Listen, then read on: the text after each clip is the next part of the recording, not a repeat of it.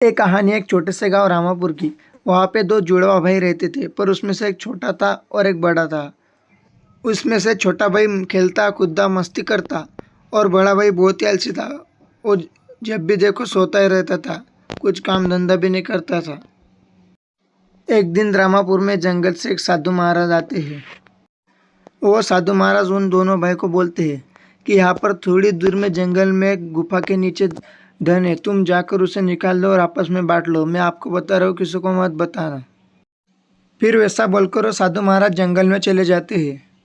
फिर वो दोनों भाई आपस में बातें करने लगते हैं और एक दूसरे से बोलने लगते हैं कि हम दोनों भाई जंगल में जाएंगे और गड़ा हुआ धन निकाल कर आपस में बांट लेंगे और मस्ती करेंगे। फिर वो दोनों के दोनों भाई जंगल में गुफा की तलाश में निकल पड़ते हैं। वो कई दिन रात जंगल में घूमते हैं, पर उन्हें गुफा नहीं दिखती। वो ऐसे चलते रहते हैं। फिर उन्हें एक दिन वही गुफा दिखती है और दोनों के दोनों गुफा के अंदर चले आते हैं।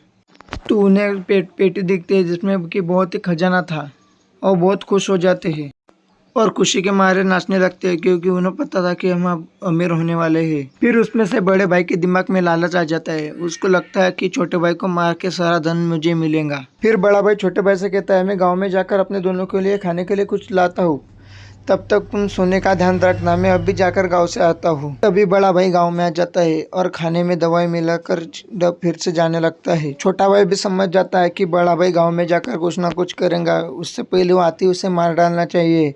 ये सोच कर ही रह जाता है। तभी बड़ा भाई आते ही छोटा भाई उसे चाकू से मार देता है और उसने जो भी लाया था वो खाने लगता है और फिर उसको उल्टी होने लगती है और वो भी वहाँ उसी टाइम वहाँ पे मर जाता है।